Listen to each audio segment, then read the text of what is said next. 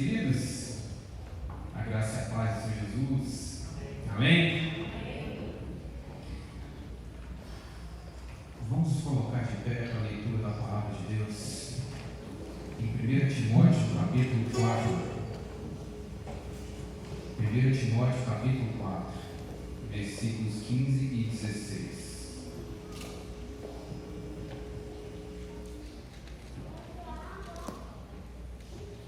1 Timóteo capítulo 4, versículos 15 e 16. Quem achou, diga glória a Deus. Glória a Deus. E vou esperar mais. 1 Timóteo capítulo 4, versículos 15 e 16.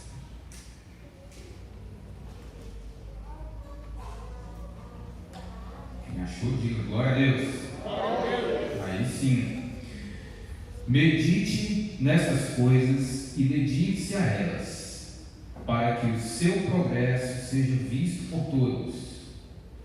Cuide de você mesmo e da doutrina. Continue nesses deveres, porque fazendo assim, você salvará tanto a si mesmo como aos que te ouvem. Amém. Pode tomar assento.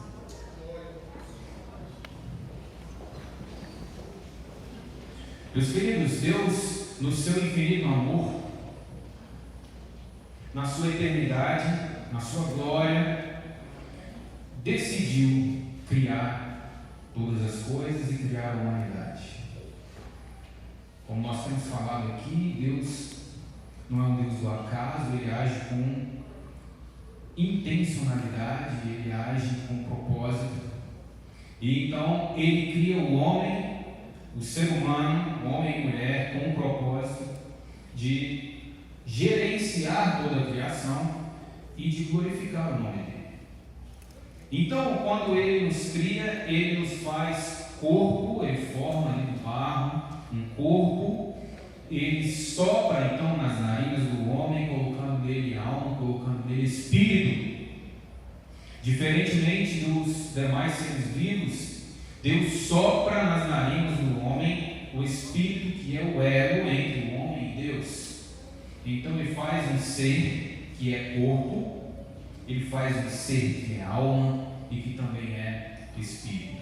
E Ele nos dá uma vida. Então entenda que a sua vida não é uma coisa qualquer. A sua vida não é simplesmente algo biológico. O ser humano não é simplesmente um ser biológico que nasce, cresce, reproduz e morre.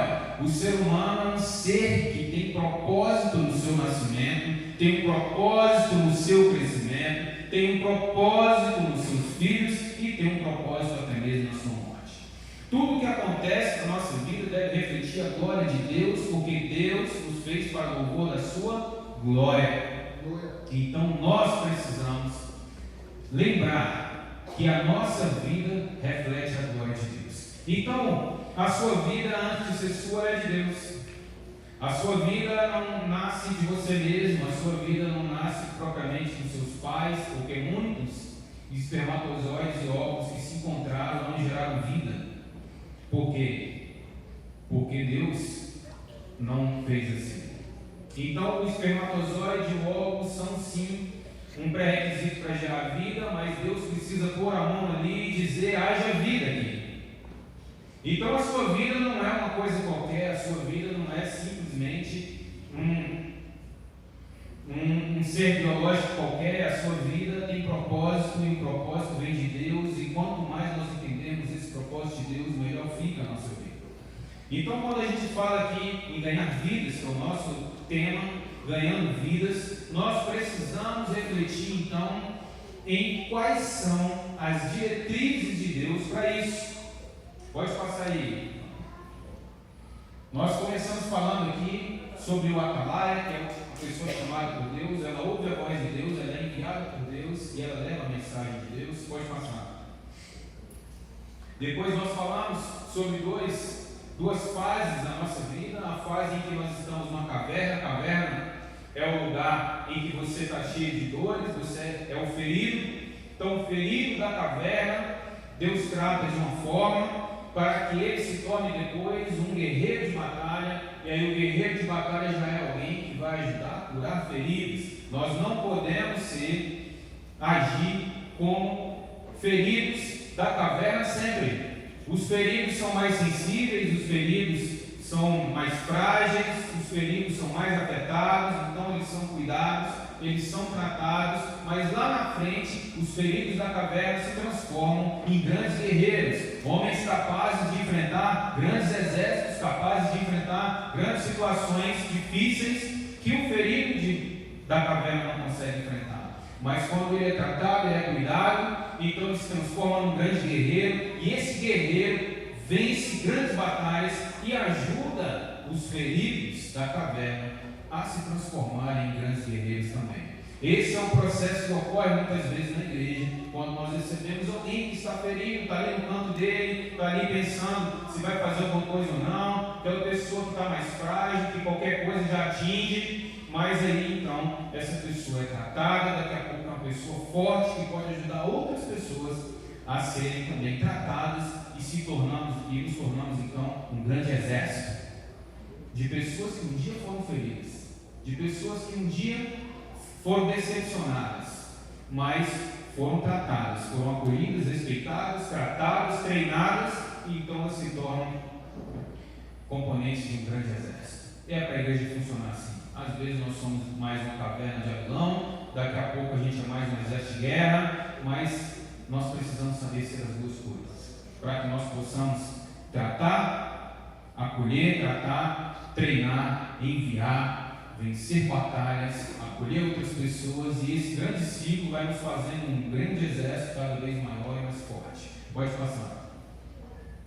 Depois nós falamos sobre pescaria em águas profundas. Você às vezes está lavando as suas redes, pronto a desistir, pronto a achar que não tem mais jeito, e aí Jesus vem e te manda voltar para o mar e fazer algo que você já estava achando que não daria certo, mas Deus vai e fala para você que dá certo. Você acha que não tem que tentar mais, e aí Deus vai e fala, tente de novo. Você acha que não tem jeito, aí Deus vem e fala, tem jeito sim. E aí Ele te mostra uma pesca maravilhosa, Ele te mostra grandes bênçãos, Ele faz um milagre na sua vida. E quando Ele faz um milagre na sua vida, você precisa entender que às vezes você precisa de ajuda até para receber esse milagre que Deus está te dando. E aí quando você compartilha, você é abençoado, e a pessoa que vem te ajudar é abençoada.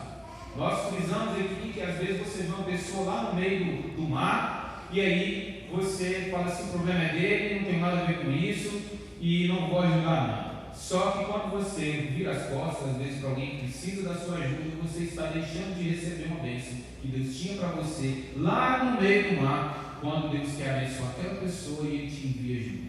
Então, você aprende a pedir ajuda e aprende a ajudar. E mais, aí você acha que agora sim, tudo acabou, agora eu posso lavar as minhas redes, aí Deus fala assim, agora eu tenho uma obra ainda maior para você ser pescador de homens. Todas as bênçãos que Deus derrama na sua vida é com o objetivo das pessoas verem Deus na sua vida e também se curvarem diante dele. As bênçãos não são um fim por si mesmo. As bênçãos por si mesmas, os milagres por si mesmos, os sinais por si mesmos, eles não dizem muita coisa. A importância que eles têm é que eles apontam para Cristo. Então o milagre de Deus na sua vida deve apontar para Cristo. A bênção de Deus na sua vida deve apontar para Cristo. O sucesso na sua vida deve apontar para Cristo.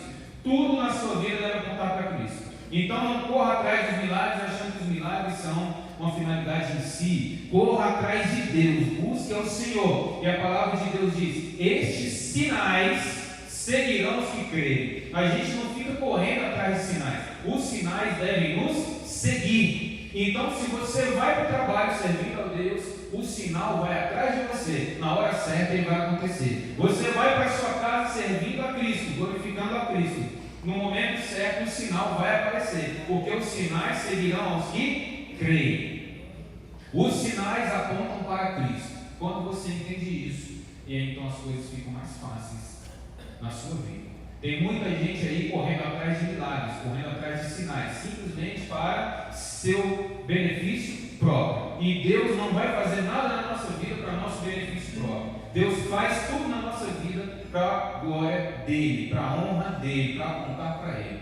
Então, aprenda que todas as bênçãos que Deus derrama sobre você e todos os milagres que Ele faz na sua vida é para apontar para Cristo e outras pessoas vejam Cristo em você e falem assim: eu também quero servir esse Cristo, eu também quero servir esse Deus. Houve uma mudança naquela família, eu quero ter uma mudança na minha também. Houve uma mudança na atitude dessa pessoa, eu quero uma mudança na minha atitude também. Deus operou um milagre na vida dessa pessoa, eu quero que Ele opere na minha também. Então alguém olha para você e adora a Deus por intermédio da sua vida.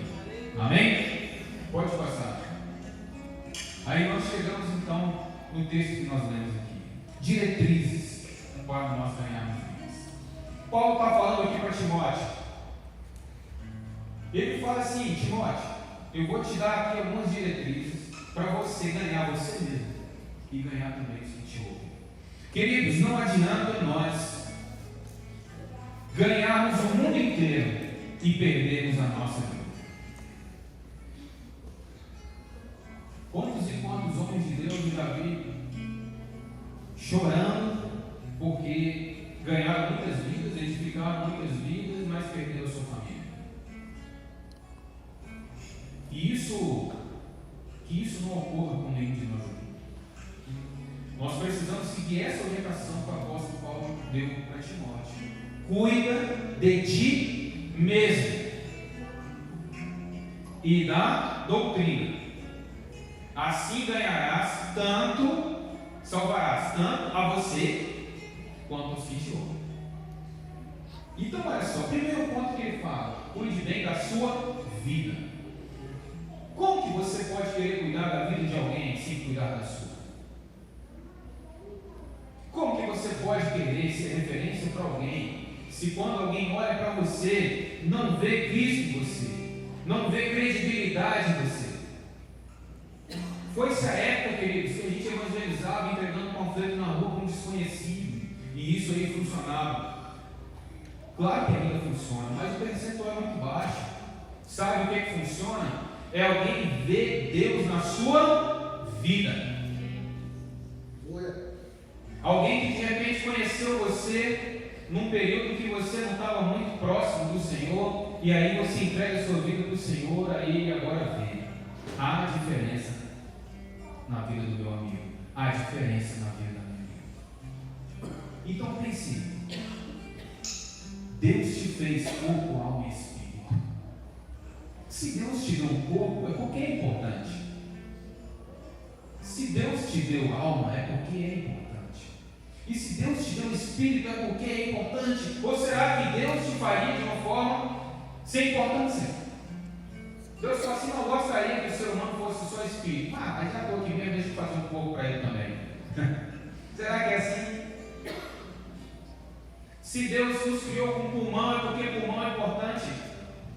Se Ele te deu coração, é porque é importante. Se Ele te deu cérebro, é para usar.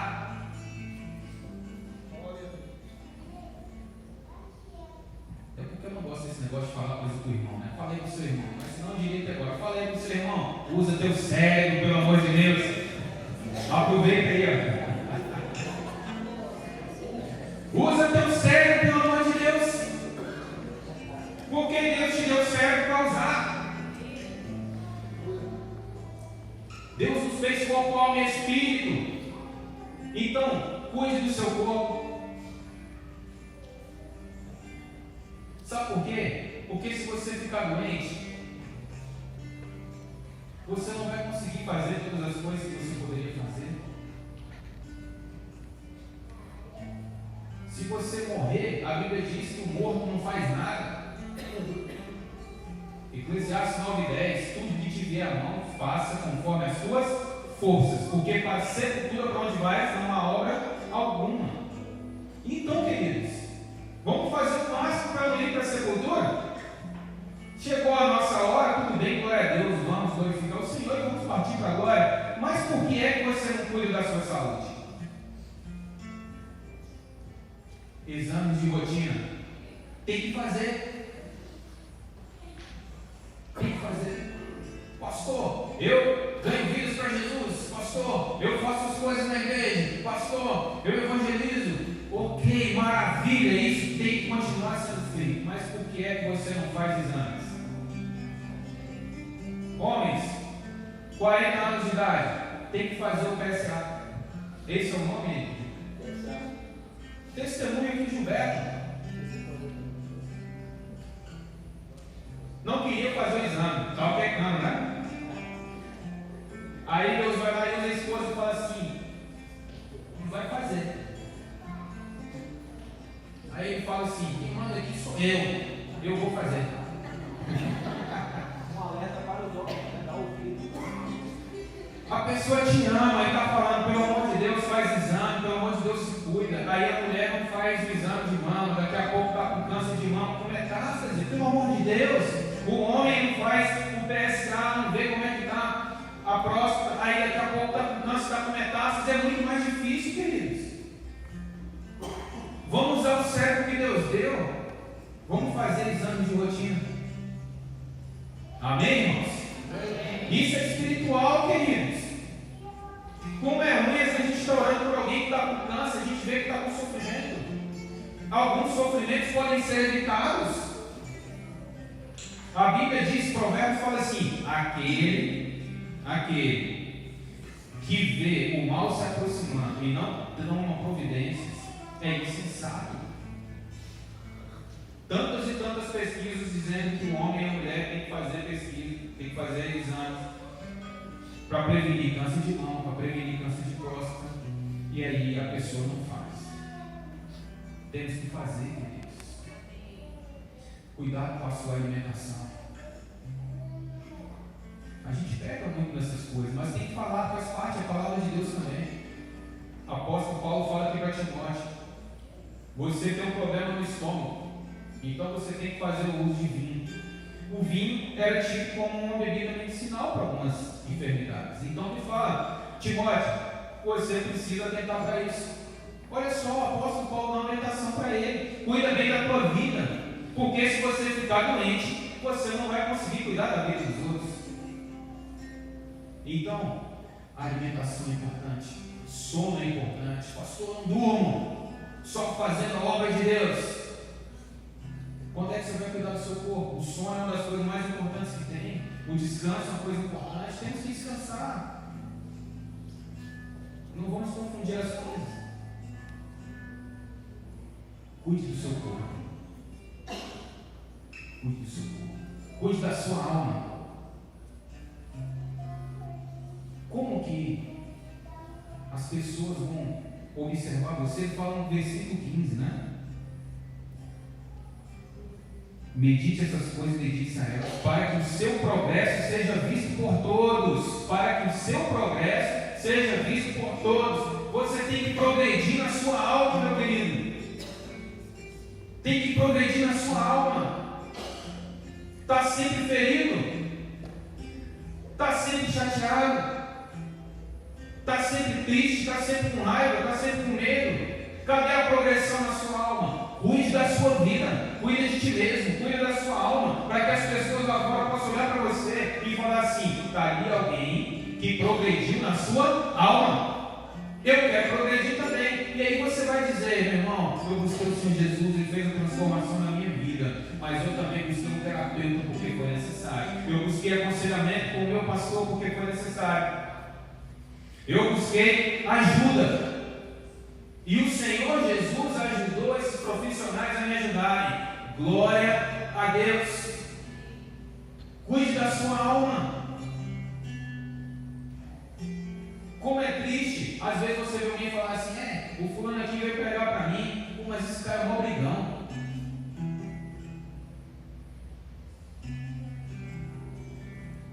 Quando a gente vai escolher, por exemplo, um líder nos quartéis, né, para fazer o nosso projeto, no momento de Deus nos quartéis, uma das coisas que tem que ser levada em conta é o policial uma série.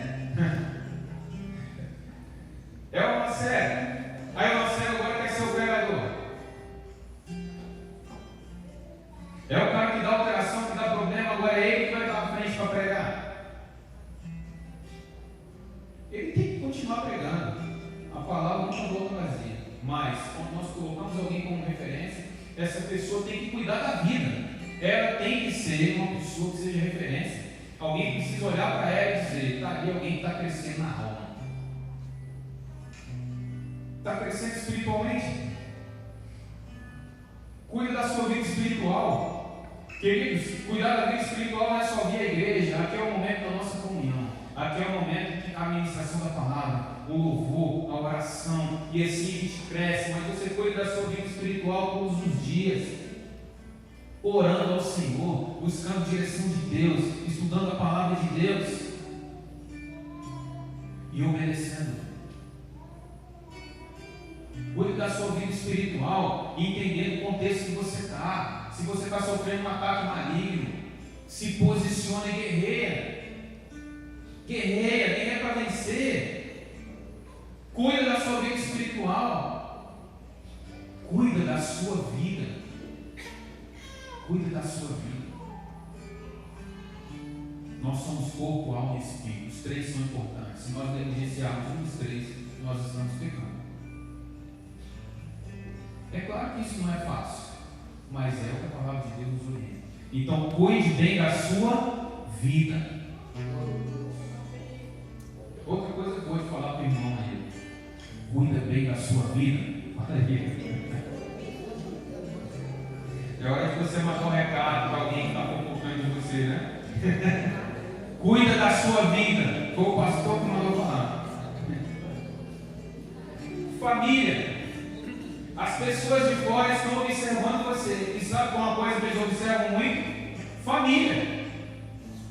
Observam o seu casamento. Porque em fora as famílias construídas. Eu me lembro uma vez, eu pregando no quartel, e aí um colega me chamou assim em particular, eu estava falando de família. Aí ele falou assim: pastor, eu não sei se o senhor sabe, mas esse negócio aí que o senhor está falando de família, de casamento e tal, é o senhor que vive isso aí, mas a gente aqui não vive isso não. Ele falou: meu irmão, mas é possível. Se você quiser, se você deixar Deus entrar na sua vida, é possível. As famílias aí fora estão destruídas, irmãos. É tanta bandalheira, é tanta coisa ruim que está acontecendo aí fora. Coisas que às vezes você nem imagina, de tão ruim que está acontecendo aí fora. Mas aí, essas pessoas ficam falando que essa vida é boa, mas eles sabem que não é. Eles sabem a dor da infidelidade, eles sabem a dor de um casamento que não é um casamento real e verdadeiro, eles sabem a dor de uma família desestruturada, mas ali quando eles olham para nós, eles querem ver uma esperança, e essa esperança, antes deles acreditarem em Deus, é olhar para você e ver que você tem uma família que você cuida, uma família abençoada. Aí eles vão olhar assim e vão falar: é possível realmente ter um casamento bom, é possível realmente ter um bom relacionamento com os filhos, é possível realmente. Então eu quero saber o que é que tem nessa família que faz a diferença. E aí é a hora que você vai manifestar a presença de Deus na sua vida e dizer: Deus tem me dado forças. As pessoas querem ver o referencial de família em você, no seu trabalho. As pessoas querem ver que você é de Deus no seu trabalho. Você pode mandar 1 milhão de mensagens no WhatsApp. Pode ser que alguém até seja alcançado por aquilo. Mas os seus colegas de trabalho olhando para você e vendo a presença de Deus na sua vida, e vendo que você é a pessoa que está estudando para fazer melhor, vendo que você é a pessoa que se dedica para trazer um bom resultado, vendo que você é uma pessoa de caráter, vendo que você é uma pessoa que se empenha para fazer bem feito, que se empenha nos relacionamentos, aí ele vai querer saber: rapaz, por que é que você se empenha tanto assim? E a resposta não pode ser: porque eu quero sucesso, porque eu quero mais dinheiro. A resposta tem que ser: o que eu faço para a glória de Deus. Rapaz, você faz para a glória de Deus, quer dizer que você estuda para a glória de Deus, sim. Mas o dinheiro vem como consequência. Quer dizer então que você se empenha para a glória de Deus, sim. Mas e o sucesso? Ele vem como consequência. Então, meus queridos, Deus vai te abençoando. E aí ele abre às vezes um milagre na sua frente. Os sinais seguirão os que creem. Você faz para a glória de Deus, você faz o seu melhor. E às vezes o seu melhor não é o suficiente. Aí o que Deus faz? Meu filho tem feito o melhor e não é o suficiente, então agora eu vou mostrar para ele o poder que o pai dele tem. Ele abre uma porta na sua frente e faz um milagre na sua vida. E as pessoas vão ver. Ah, fulano tem demais? O que esse fulano tem demais? Vão ter que reconhecer Deus na sua vida. E aí, por intermédio de você, essa pessoa pode despertar no seu trabalho para Deus e falar como essa pessoa serviu de referência para mim. E ela pode até te odiar, pode até ter inveja de você, isso vai acontecer também. Tem pessoas que são endemoniadas e se irritam com a presença de Deus no lugar. Mas pode te odiar, mas vai odiar porque Deus está presente na sua vida. E aí não tem problema, porque todos aqueles que se levantarem contra Deus cairão. E no seu ministério? Todos aqui têm um chamado para servir a Deus, mas todos têm um chamado para servir a Deus de uma forma específica. Às vezes a gente negligencia o nosso chamado, mas olha, Deus alcança uma pessoa através do seu acorde musical. Deus alcança uma pessoa através da sua voz. Deus alcança uma pessoa através do seu cumprimento. Recepção é uma coisa importante. Às vezes a pessoa que está ali na porta da igreja é a pessoa que vai ganhar alguém que encolhe para Jesus. Pelo sorriso, pelo abraço, pelo acolhimento. Às vezes Deus vai te usar dessa forma, ou Deus vai te usar na intercessão, ou Deus vai te usar fazendo uma comida, ou Deus vai te usar limpando um espaço. Querido, seja lá o que for, você precisa entender que Deus tem um chamado para você. Deus quer te usar de alguma forma. Deus quer te usar de alguma forma, mas às vezes você fica fugindo daquilo que Deus tem para você. Às vezes Deus já te mostrou, você já tem clareza do que é, mas você não caminha para fazer aquilo que Deus quer que você faça. Os obstáculos vêm e você já desiste logo. Já abre mão do seu chamado, abre mão daquilo que Deus tem para você por conta dos obstáculos. Meu irmão, é você que tem que guerrear por aquilo que Deus te chamou. É você que tem que correr atrás. É você que tem que fazer melhor. Porque o chamado é para você. Ah, pastor, não sei qual é o meu chamado. Então pense no seguinte: o que é que ferve no seu coração? O que é que você tem vontade de fazer? Esse é um bom indicativo. Outro bom indicativo: o que é que te incomoda? Como assim, pastor? Isso mesmo. Olha, me incomoda porque eu acho que o som da igreja tinha que ser melhor. Opa, de repente Deus está te chamando para isso. Não me incomoda porque a recepção tinha que ser melhor. Ótimo, de repente Deus está te chamando para isso. Então aquilo que ferve no seu coração para fazer é um indicativo de chamado, e aquilo que te incomoda também é um indicativo de chamado. Eu me incomodo muito quando eu passo nas ruas e eu vejo pessoas necessitadas. Opa, será que Deus está te chamando para ação social? Ou você tem uma habilidade grandiosa. Se você tem uma habilidade que se destaca na sua vida, isso também é um indicativo de um chamado. Por que Deus ia te dar uma habilidade? Para nada? Para quê? Se Deus te deu uma habilidade para cantar, se Deus te deu uma habilidade para conversar, se Deus te deu uma habilidade para ensinar, toda habilidade que você tem é um indicativo de que Deus quer te usar nessa área, na obra de Deus. E aí, quando você é usado dentro do seu ministério, meu querido, a coisa é maravilhosa. Quando você vê alguém sendo usado dentro daquilo que Deus chamou, é tão lindo, é maravilhoso, porque Deus nos edifica. Por isso que diz a Bíblia que Deus distribuiu os dons. E quando Ele distribui os dons é para a edificação da igreja. Se Ele distribuiu os dons, é porque Ele quer te usar daquela forma. Não queira ser usado da forma do outro. Deixe o outro ser usado conforme o dom que Deus deu a ele, conforme o chamado dele. Seja você usado e usada dentro daquilo que Deus te deu como dom, dentro daquilo que ferve no seu coração. E aí você vai ver como é magnífico. Como é magnífico.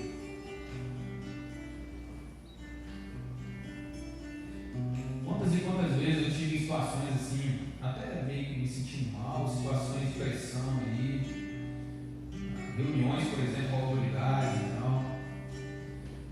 E eu me lembro uma vez assim, no início da minha carreira, eu tinha uma reunião com todos os oficiais, todos, e foi a primeira vez que eu fui falar para todos os oficiais, e eu era o mais moderno de todos. pensando, poxa, será que vão aceitar meu trabalho? Será que vão querer e tudo? E tantas dificuldades. Eu me lembro da oração que eu fiz a Deus e falei, Senhor, o Senhor me chamou e me deu o dom da palavra. Eu só quero falar para eles. Me deu alguns minutos. Aí lá, do nada, veio o comandante geral e falou, vamos apresentar vocês que chegaram agora. E você vai ter 4 minutos. E glória a Deus.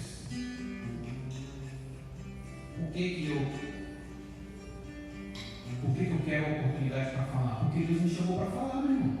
Deus me deu esse dom. Aí eu tenho que encarar e fazer o uso do dom que Deus me deu. E se eu tivesse fraquejado? Não teria avançado. E a palavra que eu falei naquele dia foi o seguinte: falei, olha só, senhores comandantes, eu sei que nem todos aqui têm a mesma fé que eu e nem todos acreditam no trabalho da capelania. Respeito os senhores, eu só quero dizer o seguinte: o nosso trabalho é focado em evitar o suicídio, em restaurar casamentos, e nós vamos ensinar o policial a ser um policial melhor, subordinado, acreditar na sua missão, se dedicar no seu trabalho, fazer tudo com excelência para a glória de Deus. Os senhores acreditando ou não, esse é o resultado que eu quero entregar aos senhores. Então, quando nós chegarmos lá, solicito que abram as portas. E foi basicamente isso.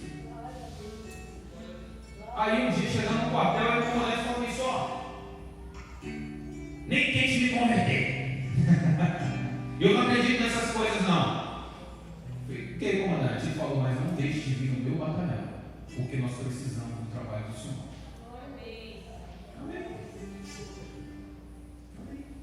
E como é bom você ver o trabalho fluir, você vê que há um reconhecimento até de quem não aceita a sua fé, mas de que tem Deus na sua vida. Um dia desse, um outro comandante, mais antigo, bem sério, bem rígido, ele virou para mim e falou assim: capelão, a providência divina fala por intermédio de vós.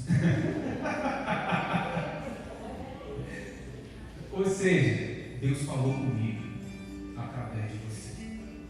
Então, queridos, quando você se foca no seu dom, no seu chamado e deixa Deus agir, as pessoas de fora vão observar você e vão ver que tem algo diferente. E talvez em algum momento essa pessoa te pergunte, talvez nem pergunte, ela vai falar com Deus, mas às vezes ela pode te perguntar: por que é assim? E aí você vai dizer: porque eu tenho Deus na minha vida, eu busco o Senhor Jesus, eu sigo o Senhor Jesus e eu faço isso para a glória de Deus. Amém? Então qual é o seu chamado? Qual é o seu ministério? Pastor, meu ministério é ficar aqui ouvindo a palavra de Deus. Meu ministério é ficar aqui recebendo as bênçãos de Deus.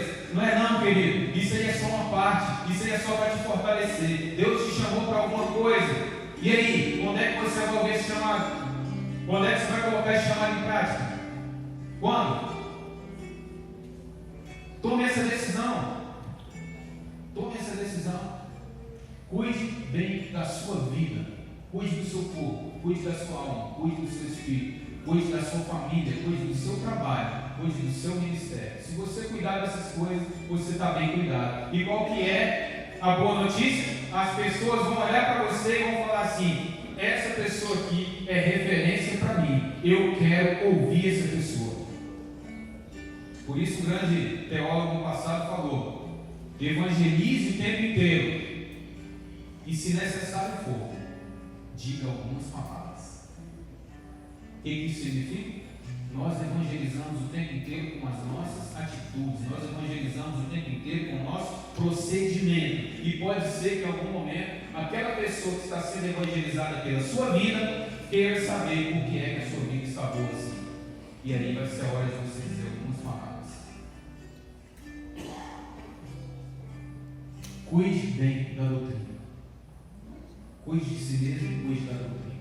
Você pode ser uma pessoa muito boa, mas não ter o conhecimento da doutrina do Senhor. Para conhecer a doutrina tem que estudar. Queridos, nós temos que estudar. Nossa fé não pode ser uma fé de oba-oba, não pode ser uma fé de movimento somente, não. Queridos, nossa fé tem que ser uma fé enraizada no conhecimento, tem que estudar. Estude sobre casamento, estude sobre criação de filhos. Estude. Quer ser um pregador? Estude. Quer ser um levita? Estude. Estude.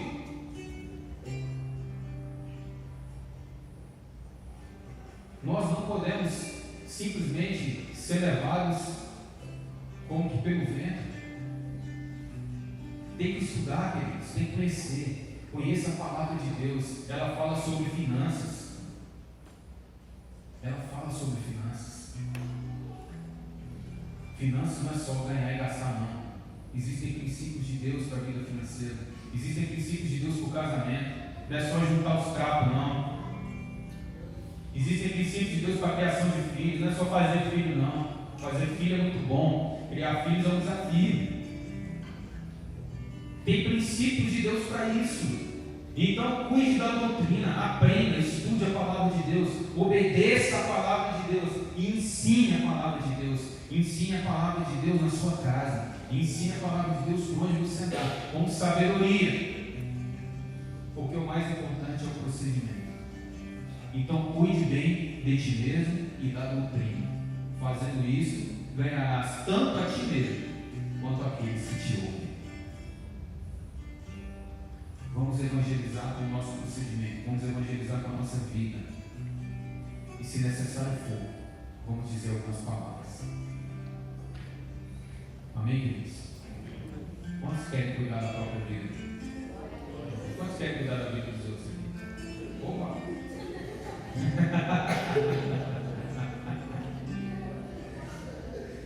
Nós vamos cuidar da vida uns dos outros, queridos, da forma bíblica.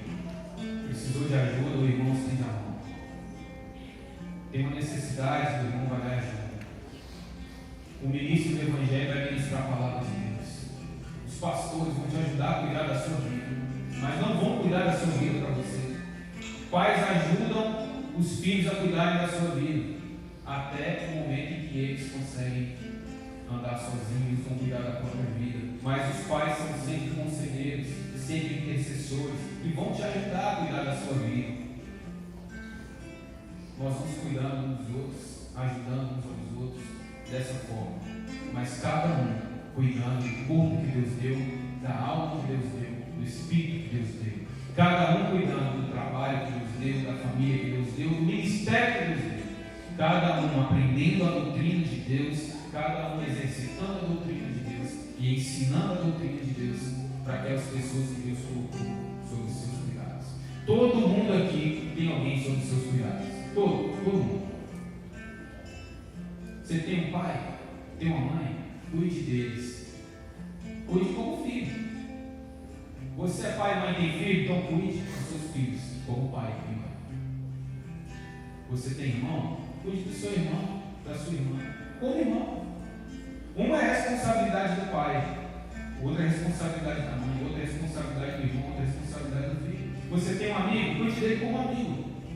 O problema é que ele tem filho sendo pai, agindo como pai dos pais.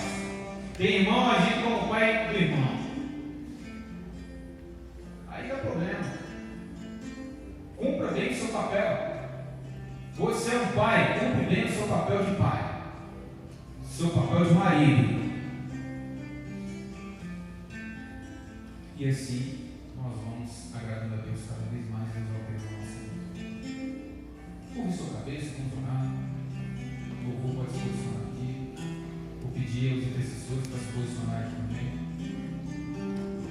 Essa oração agora é você e Deus. Você tem cuidado bem do seu corpo? Se não, você tem pecado. É o que precisa você fazer. Criar coragem de fazer os exames, melhorar sua alimentação, cuidar melhor do seu sono, do seu descanso. É isso?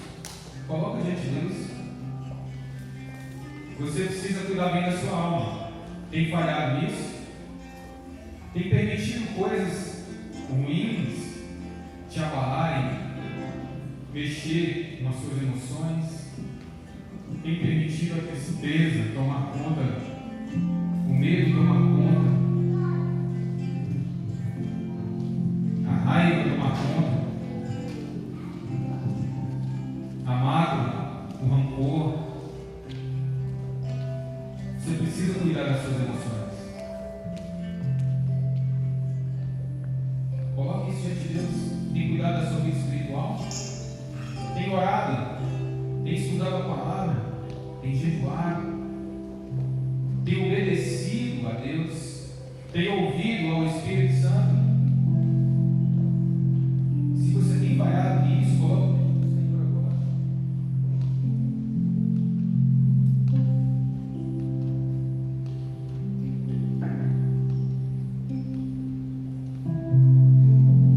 Coloca diante do Senhor agora. Tem cuidado da sua família? Se alguém não cuida dos seus, especialmente da sua família, é pior do que a incrédulo tem negado a fé. É pecado. Diga para o Senhor: Senhor, eu quero cuidar da minha família a partir de hoje. Eu tomo uma decisão, uma posição.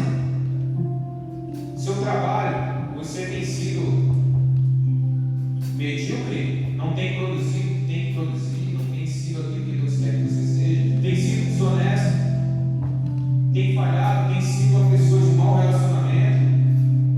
Hoje é o momento de você mudar. Esse é o momento de você virar essa página. E o seu chamado e o seu ministério, você tem negligenciado cada dia mais distante, como Jonas. Deus manda para um lado, você está indo para outro. É isso? Onde isso vai parar? Onde isso vai parar? Hoje é o dia de você retomar o caminho que Deus te mandou. Se Ele te chamou para uma coisa, é isso que você tem que fazer. Se Ele te deu um dom, você precisa exercitar. Cuide da doutrina. Tem se afastado da doutrina do Senhor, não tem estudado a palavra de Deus, não tem orado ao Senhor, não tem obedecido. Hoje é o dia de você colocar a mão na sua consciência. Você tem dado mais ouvidos a ensinamentos humanos, a ensinamentos filosóficos, místicos, a cultura, e tem se afastado da doutrina do Senhor. Coloque a mão na consciência e hoje, volte para os caminhos que o Senhor tem para você, porque assim você vai ganhar tanto a você mesmo, quanto as pessoas que te ouvem, quanto as pessoas que te observam. Senhor Deus querido, nós colocamos a nossa vida nas suas mãos. Hoje, ó Deus, o Senhor nos chama a atenção para vários aspectos da nossa vida.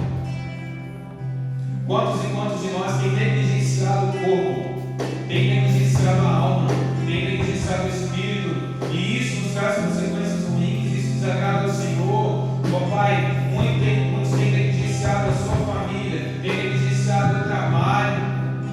Muitas pessoas que servem ao Senhor sendo medíocres na sua vida familiar, sendo medíocres na sua vida profissional. Não, Senhor, nos traga para a excelência, para nós glorificarmos ao Senhor com tudo que nós temos, com tudo que nós somos. Ó Deus, muitos têm negligenciado o chamado que o Senhor deu. Ó Pai, que o Senhor hoje desperte essa pessoa mais uma vez para fazer aquilo, ó Deus, que o Senhor chamou para fazer. Desperta os dons que estão enterrados.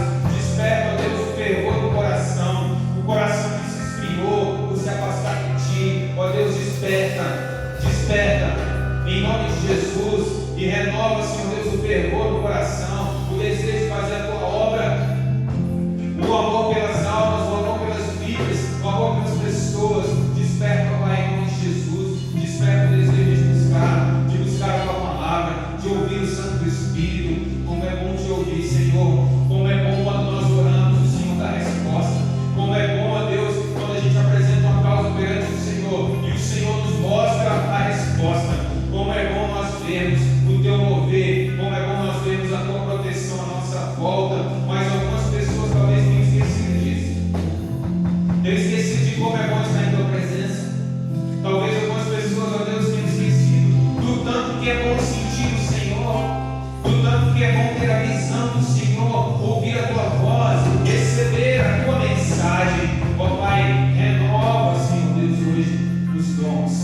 em nome de Jesus. Renova o ministério, em nome de Jesus.